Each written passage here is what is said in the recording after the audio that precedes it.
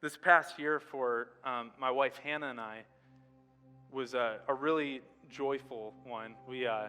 Our son Henry was born, and he's amazing. He's 10 months old now. Patriots lost the Super Bowl. So that was also joyful. Hoping that's replayed tonight. Pastor Eric, if you're watching this whole congregation hopes the Patriots lose. But it was also overwhelming. When Henry was first born, there were physical complications involved for both Henry and Hannah that we just couldn't anticipate. And it wasn't days or weeks of recovery, but it was months of recovery. And then put on top of that, employment insurance, maternity leave fell through on us, and we went close to 16 weeks without any pay. And we just felt crushed. We're like, how are we going to pay the bills? How are we going to get by? Fast forward to the fall, and we get word that our work permits for working here in Canada have been denied. And top that off, 12 more weeks and no maternity pay.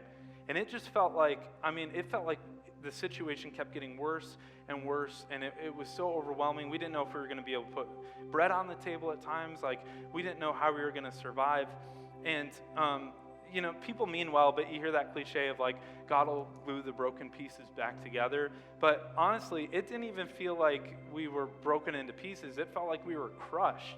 It felt like we were dust, like we had nothing left. And you can't glue dust back together.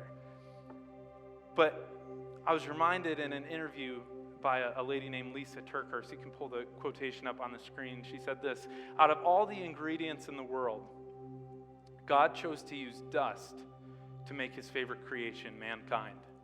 Dust does not signify your end. It's often what must be present for the brand new to begin.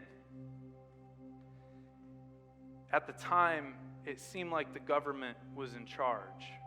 It seemed like employment insurance was in charge.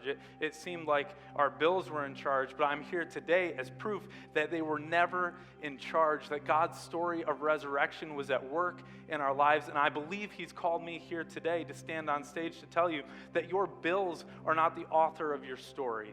That argument that you had the other night, that bad relationship, that job, whatever it is not in charge of your story. It is not the author of your story. If you are in Christ, you have a story of resurrection.